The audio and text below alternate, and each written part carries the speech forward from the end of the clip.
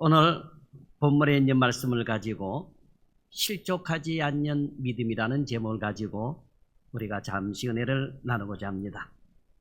오늘 본문 23절을 보면 주님은 나로 말미암아 실족하지 않는 자는 복이 있도다 라고 말씀을 하셨습니다. 이 실족이라고 하는 말은 국어사전에 보니까 발을 잘못 디디다 또는 발을 헛디디다 라고 되어 있습니다. 헬라어 원어에 보게 되니까 이 실족이라고 하는 단어가 스칸달리조라고 되어 있습니다. 스칸달리조라고 되어 있는데 이 뜻은 넘어지게 하다, 올가니, 미끼, 함정 이런 뜻이 담겨져 있습니다. 그러니까 이 스칸달리조라고 하는 단어는 신체적인 넘어짐뿐만 아니라 죄를 짓게 하거나 유혹하여 믿음에서 벗어나게 하는 모든 행위를 포함하는 겁니다. 그러다 보니까 사람이 인생을 실족하며 살아가는 사람들이 너무나도 많다라고 하는 거예요. 우리가 살면서 발을 헛디뎌서 넘어지면 신체적으로 다칠 수 있는 거 그럴 수도 있죠. 근데 그렇게 되면 괜찮은데 문제는 뭐냐? 인생 자체가 실족이 되어가지고 인생의 삶을 망치는 사람들이 너무나도 많다라고 하는 거예요. 여러분, 예수 믿으면서 절대로 실족하지 않는 여러분이 되기를 바랍니다. 지금 전 세계적으로 보게 되면 예수 믿다가 실족해가지고 미혹당해가지고 이슬람으로 넘어가고 또 여러 가지 이단과 사이비에 넘어가는 사람들이 너무나도 많다라고 하는 거예요. 지금 전 세계적으로 보면 이슬람의 인구가 20억 명이 넘어요. 우리 기독교 인구를 추월할 정도로 많고 있습니다. 그 가운데 특이한 건 하나 뭐냐? 예수님이 이 땅에 계셔서 부활하시고 승천하실 때 보혜사 성령님을 보내드리겠다라고 약속을 했습니다. 그래서 오순절날 사건에 성령님이 우리와 함께 계시잖아요. 그죠? 그런데 이슬람은 주장하기를 예수님이 승천하셨는데 부활은 안 믿어, 인정을 안 하고 예수님이 이 땅에서 활동하다가 승천하셨는데 보내준다고 하는 분이 누구냐? 그 보혜사가 무함마드라고 하는 거예요. 마호멧이라고 하는 거예요. 그러면 예수님이 부활하시고 승천하시고 한 600년 있다가 보혜사가 오신 거예요. 그러니까 보혜사가 마지막 예언자가 무함마드라 이렇게 주장을 하는데 문제는 뭐냐? 이런 말에도 우리 기독교인들이 넘어가가지고 많은 이슬람교에 빠지고 있다라고 하는 거죠. 심지어 통일교, 신천지, 하나님의 교회, 우리 주변에 수없이 많은 이단들이 우리를 넘어뜨리려고 한다라고 합니다. 이런 모든 걸 포함해가지고 스칸달리조다라고 원어에는 말씀을 하고 있습니다. 또한 우리가 안팎으로 신앙생활을 이렇게 하는데 우리가 같이 믿음 생활하는 가운데도 많은 실족을 경험합니다. 성도 간의 관계 때문에 또 목회자와의 관계 때문에 때로는 고난과 어려움 때문에 때로는 질병 때문에 때로는 믿음과 신앙이 흔들림으로 인해 그리고 심지어 주님에 대한 믿음이 약해져서 실족을 합니다. 그러다 보니 교회 안에는 거꾸로 하면은 안 나가 가난 성도라고 하는 신조어까지 많이 생겨났다라고 하는 거예요. 자, 주님은 오늘 본문에서 누구든지 나로 말미암아 실족하지 아니하는 자는 복이 있도다라고 하셨는데 이는 우리가 예수님을 믿으면서 믿음이 약해져서 실족할 수 있다라고 하는 그런 말씀인 것입니다. 그래서 우리는 믿음으로 시작해가지고 끝까지 믿음으로 마쳐야 된다라고 하는 거예요. 자, 그러면 왜 무엇 때문에 예수를 믿다가 실족하게 될까요? 첫째로 자기가 처한 환경이나 처지 때문에 실족한다라고 하는 거예요. 사람은 환경이나 처지에 상당한 영향력을 받습니다. 본문의 배경을 보면 그렇습니다. 헤롯 왕의 아들이었던 갈릴리와 베레아 지역을 다스리던 헤롯 안디바는 자신의 이복 동생인 헤롯 빌립의 아내를 빼앗아 결혼을 했습니다. 얼마나 여러분 부도덕합니까? 예? 자기의 사촌 동생을 인데 그 동생의 아내를 빼앗아 가지고 사는 거요. 세례 요한은 왕의 이런 부도덕한 결혼 생활, 특히 동생의 아내인 헤로디와의 관계를 비판하다가 그만 감옥에 갇혔습니다. 헤롯 안디바는 자신의 악행을 비판한 세례 요한을 죽이고 싶었지만 백성들이 세례 요한을 선지자로 여겨 죽이지를 못했습니다.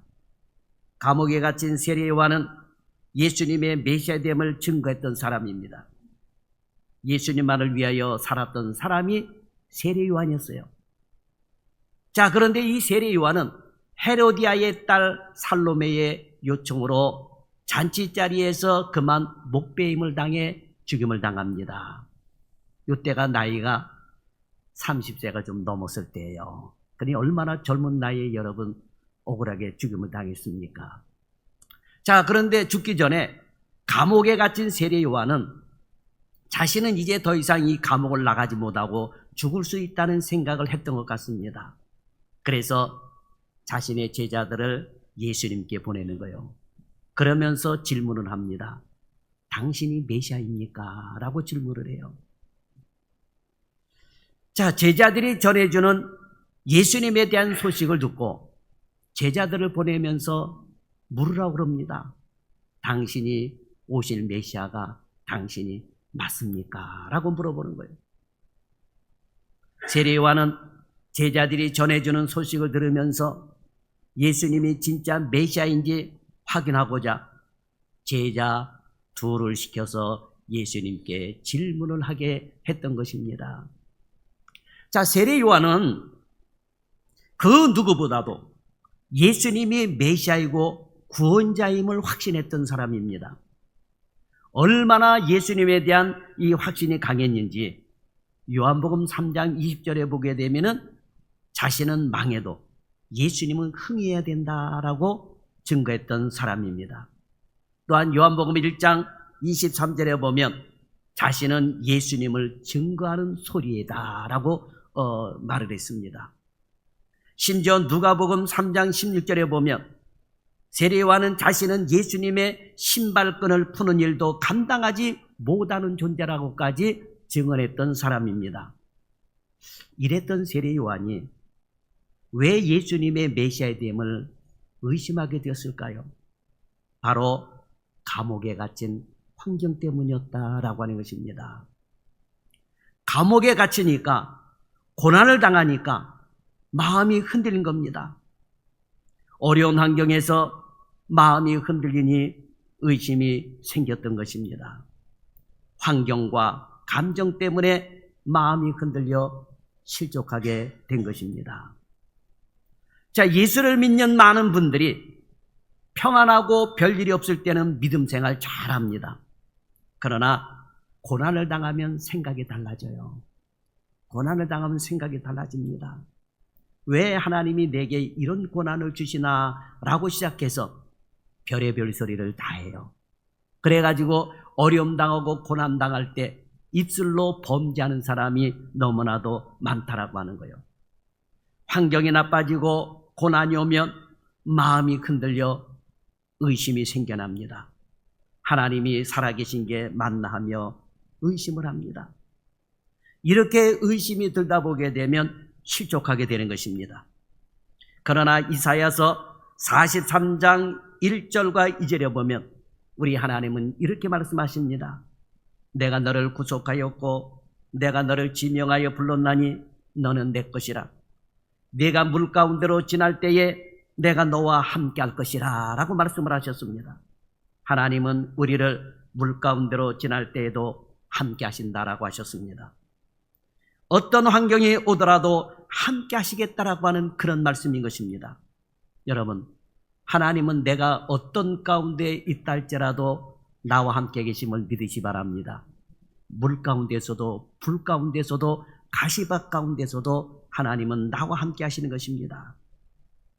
하나님이 나와 함께 하시지 않는다고 생각된다면 하나님이 나를 떠나시는 것이 아니라 내가 하나님을 떠난 거예요.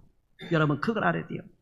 내가 하나님을 떠나니 하나님이 내 곁에 안 계신 것 같은 것입니다. 내 환경, 내 감정에 따라 하나님을 생각하니 하나님이 내 곁에 안 계신 것 같습니다. 그러니 여러분 의심하게 되면 실족할 수밖에 없다라고 하는 것입니다. 하나님은 내가 흔들리거나 어려울 때나 기쁠 때나 슬플 때에도 언제나 나와 함께 하시는 분이십니다. 이것을 오늘 예배를 통해서 끝까지 믿으시기를 바랍니다. 특히 요한복음 14장 16절에 보면 내가 아버지께 구하겠으니 그가 또 다른 보혜사를 너희에게 주사 영원토록 너희와 함께 있게 하리니 라고 말씀하셨습니다. 보혜사 즉 하나님의 성령을 보내주셔서 우리와 영원히 함께 하시겠다라고 하는 것입니다. 우리는 이 같은 하나님의 사랑과 배려와 관심을 깨달아야 되는 것입니다.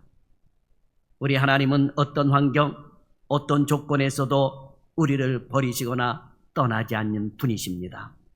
주님은 나와 함께 하시고 나를 도우시고 인도하신다는 사실을 믿고 여러분의 환경이 어떤 환경에 있든지 실족하지 않는 믿음이 되기를 바랍니다.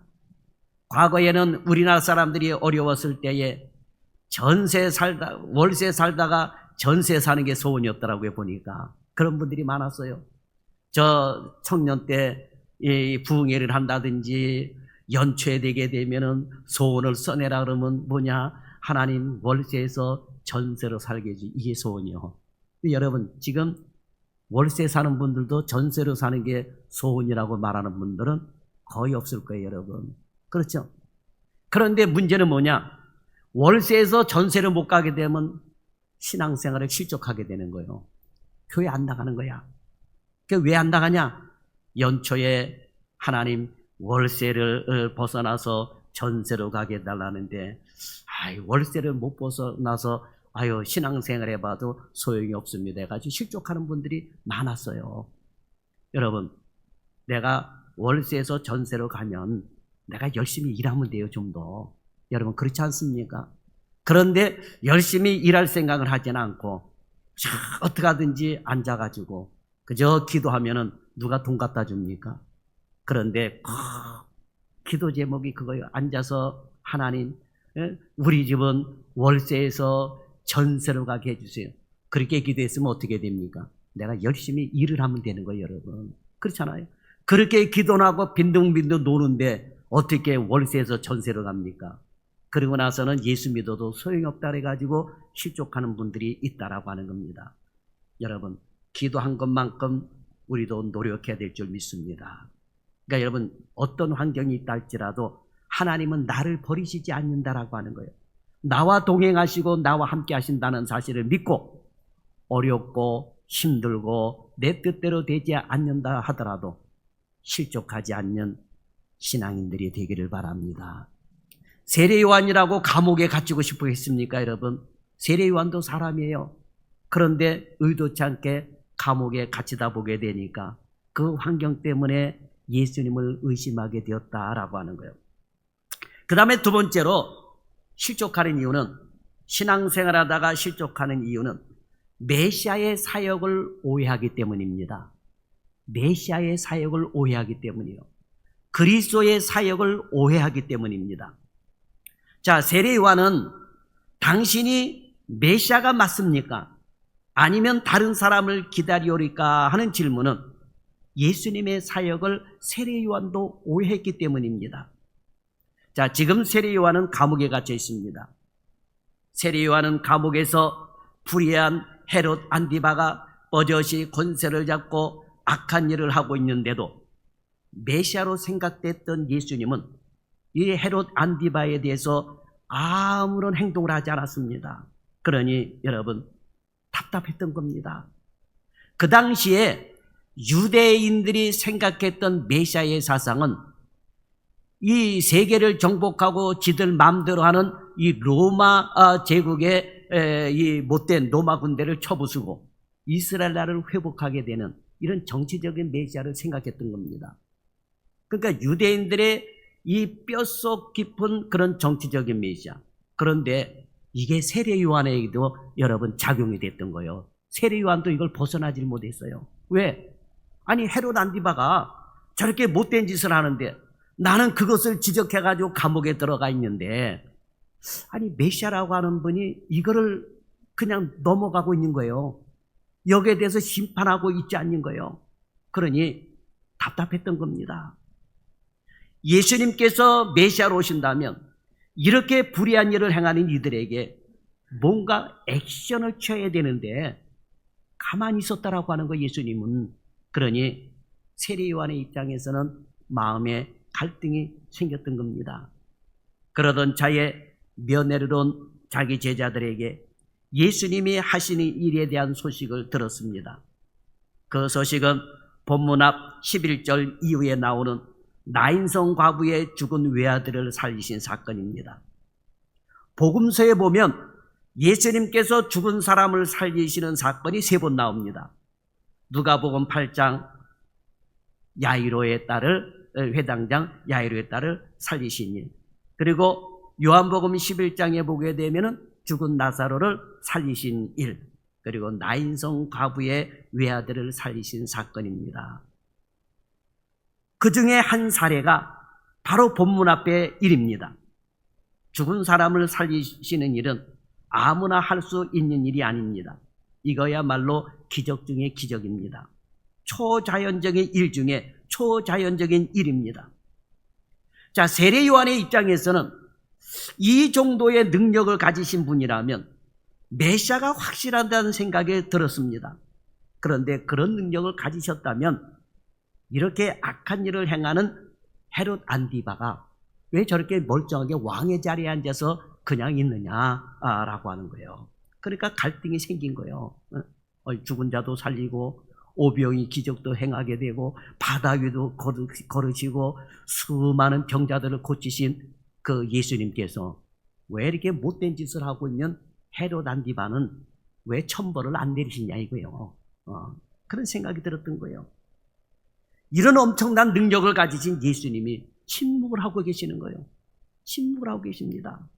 그래서 요한은 제자들을 보내어 예수님께서 메시아인지 그게 맞는지 확실하게 물어보고 싶었던 것입니다. 자, 여러분, 우리가 세상에 살다 보면 악한 자들이 잘 되는 경우가 많잖아요. 사기치는 자들이 잘 되고 그저 많은 사람들을 죽였는데도 대통령이 되고 많이 그러잖아요, 여러분. 악한 자들이 얼마나 삽니까? 남의 거를 마음대로 뺏어가지고 부를 축적을 하게 되고, 그러니 여러분 얼마나 갈등이 생깁니까? 그렇잖아요. 네? 세례 요한이 그랬던 거예요. 도대체 예수님은 뭐 하시나? 하나님은 뭐 하시나? 여러분 그랬던 거예요. 그러니까 우리도 신앙생활하다 보면 얼마든지 이런 일을 겪을 수 있다라고 하는 거예요. 자, 예수님의 제자들조차도 예수님께서 붙잡히시는 날 모두 주님을 버리고 도망갔습니다. 주님이 붙잡히시기 전까지 제자들의 생각은 뭐냐? 예수님을 정치적인 메시아, 로마 군대를 쳐부시고 이스라엘 나라를 회복하는 광복이 되는 것이 소원이었던 것입니다. 소원이었어요. 그것도 그럴 것이 여러분, 유대 나라 보세요. 수백 년 동안 여러분 압제를 당하고 있었습니다. 헬라 나라 또는 메데 바사, 로마, 여러분 우리나라가 일제 36년 동안 압제당했을 때도 여러분 얼마나 힘들었습니까? 독립운동하느라고 얼마나 힘들었어요, 우리 선조들이. 그렇지 않습니까? 그러니까 유대인들도 그랬던 거예요. 언제 이 지긋지긋한 로마를 쳐부수나. 야, 바벨론 나라가 망하게 되니까 이제 독립해서 좀 살만하니까 메데바사가 일어나가지고 압제를 하지. 메데바사가 망하고 나니까 헬라 나라가 일어나가지고 또 압제당하고 있지. 헬라가 망하고 나니까 로마가 일어나가지고 또 그 로마의 속국이 돼가지고 이렇게 힘들게 살고 있지.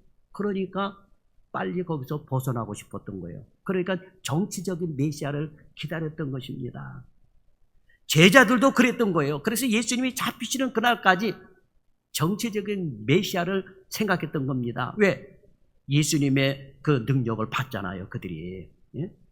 그런데 예수님께서 너무나도 힘없이 잡히시는 거예요. 그러니까 제자들조차 예수님을 버리고 다 도망가 버렸던 거예요. 다 도망갔습니다. 그리고는 예수님이 십자가에 죽자마자 물고기 잡으러 갑니다. 얼마나 기가 막힙니까? 예수님이 이제 십자가에 달려 돌아가시고 부활을 말씀하셨지만 제자들은 그 말씀도 확신하지를 못했던 것입니다. 자, 누가복음 24장에 보면 예수님이 십자가에 죽자 엠마오로 가는 제자들이 있었습니다. 자, 왜 엠마오로 가느냐고 묻는 질문에 엠마오로 내려가는 제자들이 이렇게 대답을 합니다. 누가복음 24장 19절과 21절에 보면 그는 하나님과 모든 백성 앞에서 말과 일에 능하신 선지자이거늘 우리 대제사장들과 관리들이 사형 판결에 넘겨주어 십자가에 못 박았느니라. 우리는 이 사람이 이스라엘을 속량할 자라고 바랐노라 라고 얘기를 해요. 여기서 이스라엘을 속량할 자라고 하는 것은 로마의 압제비에서 로마에게서부터 해방될 사람으로 생각했다라고 하는 거예요. 자, 그들은 예수님이 이스라엘을 구해 주실 분이라고 기대를 했던 것입니다. 예수님은 늘 구원을 말씀하셨지만 제자들은 정치적인 구원을 기대했던 것입니다. 이렇게 사람들은 예수님의 사역을 곡해하고 오해를 했던 것입니다. 심지어 예수님이 부활하시고 승천하실 때에도 제자들이 뭐라 그랬습니까? 언제 이스라엘 나라를 회복하십니까? 정치적인 메시아만을 생각을 했다라고 하는 것입니다. 그러니까 많은 사람들이 예수를 믿으면서 실족하게 되는 이유 중에 하나는 자신의 생각대로 메시아를 생각했기 때문이다라고 하는 거예요. 마태복음 20장 28절에 보면 인자가 온 것은 섬김을 받으려 함이 아니라 도리어 섬기려 하고 자기 목숨을 많은 사람의 대속물로 주려 함이라 그러셨어요. 자, 자신의 목숨을 대속물로 주셔서 우리를 구원하기 위해서 오셨다라고 하는 것입니다. 이것이 예수님의 사역의 핵심이에요. 로마 군대를 쳐부시고 많은 사람들을 죽이고 로마라고 하는 나라를 망해하고 이스라엘만 구원하시려고 하는 것이 아니라 예수님은 우리를 구원하시려고 자기 목숨을 많은 사람의 대속물로 주기 위해서 오셨다라고 하는 거예요. 이게 여러분 예수님의 사역이에요. 예수님이 여러분을 부자로 만들어 주시기 위해서 오신 게 아니에요. 어떤 사람은 예수 믿으면 부자 된다. 어떤 사람은 예수 믿으면 병 고친다.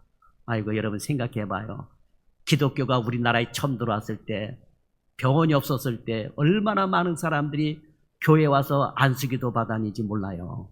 예배 끝나고 나면 전부 다 환자들이 그냥 줄줄이 서가지고 그냥 기도해달라고 안수기도, 물론 병 고침 받는 사람도 있습니다.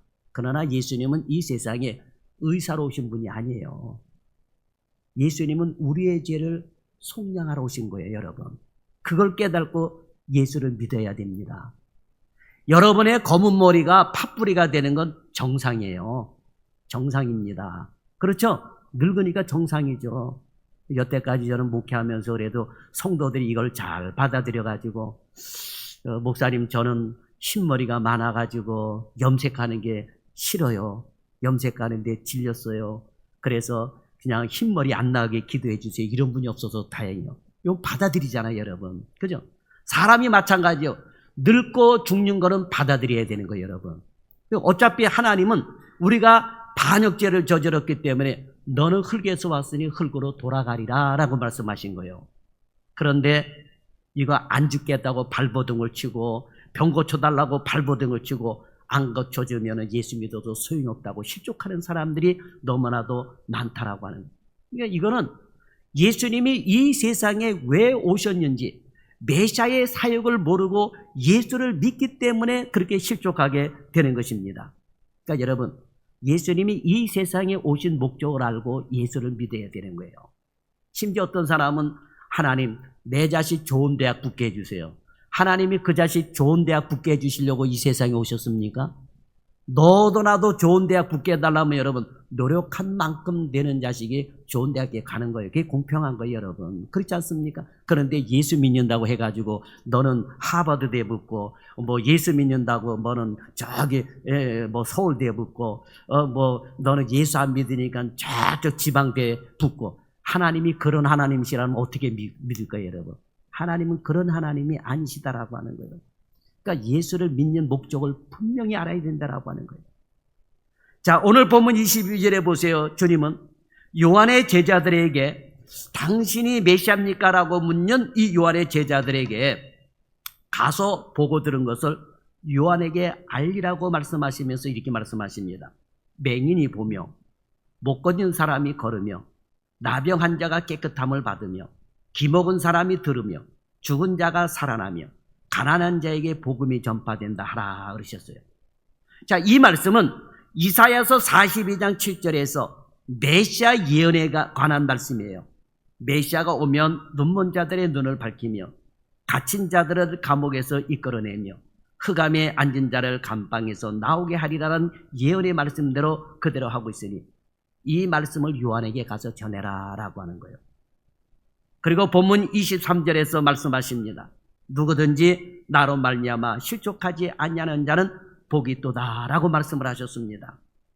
내가 메시아다 아니다 직접적으로 그렇게 말씀 안 하시고 내가 하는 일이 메시아 사역이니까 내가 하는 일을 보고 믿으라고 하는 거예요. 예수님의 사역이 메시아적인 일이라고 하는 것입니다. 자, 여러분, 우리가 주님의 말씀을 믿고 따르는 것은 당연합니다. 그런데 사람들은 예수님은 이래야 된다 저래야 된다라고 생각을 해요. 예수님과 그분의 사역이 내 마음에 들면 메시아고 예수님의 사역이 내 마음에 들지 않으면 메시아가 아니다라고 생각을 하는 거예요. 유대인들이 그랬다라고 하는 것입니다. 주님이 어떤 분인지, 주님이 왜 세상에 오셨는지 우리는 주님이 하신 말씀을 통해서 깨달아야 되는 것입니다. 그러면 실족하지 않는다라고 하는 거예요. 마지막 세 번째로 사람들이 신앙생활하다 실족하는 이유는 예수님의 사랑을 모르기 때문이에요. 히브리서 4장 12절에 보면 하나님의 말씀은 살아있고 활력이 있어 자위에 날선 어떤 검보다도 예리하여 혼과 영과 및 관절과 골수를 찔러 쪼개기까지 하며 또 마음의 생각과 뜻을 판단하시나니 라고 말씀을 하고 있습니다. 우리 마음속에 품은 생각과 뜻을 다 아신다라고 하는 말씀입니다. 다 아시는 하나님은 각 사람에게 꼭 맞는 은혜를 주십니다. 우리의 형편이 다르고 마음이 다르고 성격이 다르기에 거기에 맞춰서 은혜를 주시는 것입니다. 거기에 맞춰서 은혜를 주시는 거예요. 그런데 반대로 우리는 주님의 마음을 모릅니다. 마치 자녀가 부모의 마음을 몰라 오해하고 서운해하는 것 같습니다. 하나님은 우리를 변함없이 사랑하시는 분이십니다. 우리가 죄를 지어 하나님을 멀리 떠나 있는데도 찾아오시고 우리를 사랑하시는 그런 분이십니다. 하나님이 우리를 얼마나 사랑하시는지 로마서 5장 8절은 이렇게 말씀하십니다. 우리가 아직 죄인 되었을 때에 그리스도께서 우리를 위하여 죽으심으로 하나님께서 우리에 대한 자기의 사랑을 확증하셨느니라 그랬습니다. 우리가 죄인 되었을 때에 사랑한다라고 하는 거예요.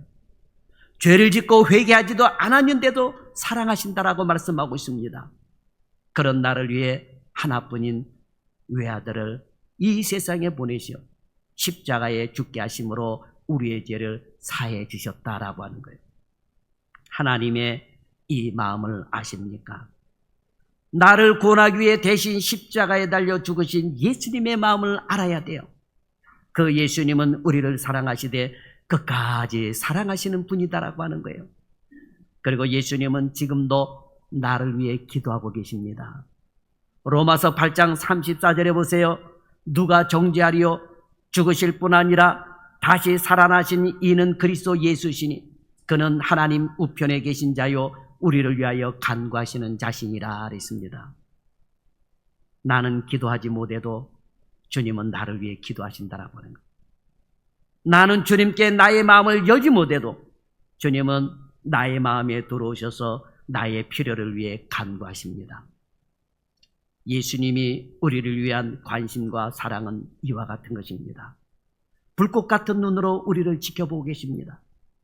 이렇게 우리를 사랑하시고 우리를 도우시고 기도하시며 우리가 거할 처소를 만들고 계시는 주님의 마음을 안다면 절대로 예수님을 믿다가 실족하는 일이 없기를 바랍니다. 여러분, 일찍 죽는 사람도 있고 늦게 죽는 사람도 있죠.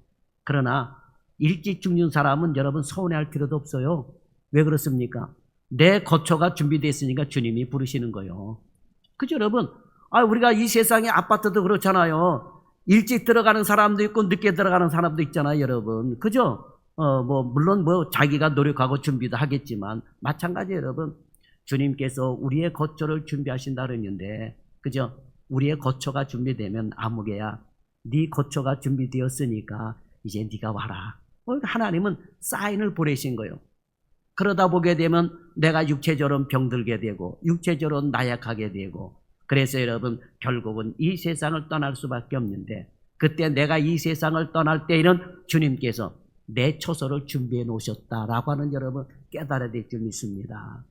그리고 우리를 얼마나 여러분 사랑하십니까? 하나님의 나라는 우리가 돈 없어도 들어가요. 여러분 그렇죠? 이 세상의 집은 돈 있어야 들어가지만, 그러나 하나님의 나라는 예수 믿기만 하면 누구든지 공짜로 여러분 들어간다라고 하는 거예요. 그러니까 주의 이 큰 사랑을 여러분 믿으시기를 바랍니다. 그래서 여러분 절대로 예수님을 믿다가 실족하는 일이 없기를 바랍니다. 교회 나가도 소용이 없다 하면서 실족하는 일이 없기를 바랍니다. 우리가 신앙생활하다가 실족하는 이유는 다양합니다. 그러나 성경을 통해 우리에게 말씀하시는 예수님의 사역과 예수님의 마음과 사랑을 안다면 어떤 환경과 여건에서도 저와 여러분은 실족하지 아니하게 될 줄 믿습니다. 그러니 여러분 성경을 많이 읽으시기 바랍니다. 그러니 오늘 우리는 예수님이 어떤 분이신지, 메시아 사역이 어떤 분이신지, 예수님의 사랑에 어떠한지 관심을 갖고 신앙생활 하시기 바랍니다. 그러면 절대로 실족하지 않습니다. 주님을 제대로 알면 오히려 감사만 나오게 되는 것입니다. 주님은 누구든지 나로 말미암아 실족하지 아니하는 자는 복이 있다라고 말씀하셨습니다. 그러니 예수님께 더 관심을 갖고 주님을 더 많이 알아가시는 여러분이 되기를 바랍니다. 주님을 안 만큼, 주님께 더 가까이 다가간 만큼 그것이 복인 것입니다. 예수님께 가까이, 주님을 더 가까이 하여 복받는 저와 여러분이 되시기를 예수님의 이름으로 축원합니다. 기도하겠습니다. 살아계신 아버지 감사합니다. 오늘 우리에게 실족하지 않냐고 또한 주의를 지킬 수 있도록 이끌어 주심을 감사합니다. 주여, 사람은 주어진 환경 속에서, 여건 속에서 믿음이 약해지고 내 생각대로 되어지기 아니하게 되면은 믿음이 약해져서 주님의 살아 역사하심을 의심하게 되는 경우도 많습니다. 오늘날 예수를 믿다가 실족당한 사람들이 얼마나 많습니까? 실족당한 사람들이 다시금 돌아오게 하여 주옵시고 가난족이라고 하는 이름이 사라지게 하여 주옵소서. 그래서 우리 주님에 대한 절대적인 믿음과 신앙이 흔들리지 않냐고 실족하여 넘어지는 성도들이 한 사람도 없게 하여 주옵소서. 주께서 이곳에서도 제단을 세우셨사오니 주님 오시는 그날까지 우리 사랑하는 성도들, 또 이 제단에 발을 들여놓던 성도들마다 실족하지 않냐고 주님을 다 영접할 수 있는 그런 성도들 다 되게 하여 주옵소서. 세상의 환난이나 역경이나 유혹이나 이런 모든 것으로 인하여 실족당하는 성도가 하나도 나오지 않도록 하나님께서 우리 사랑하는 성도들을 붙들어 주시며 인도하여 주옵소서. 예수님의 이름으로 기도드리옵나이다. 아멘.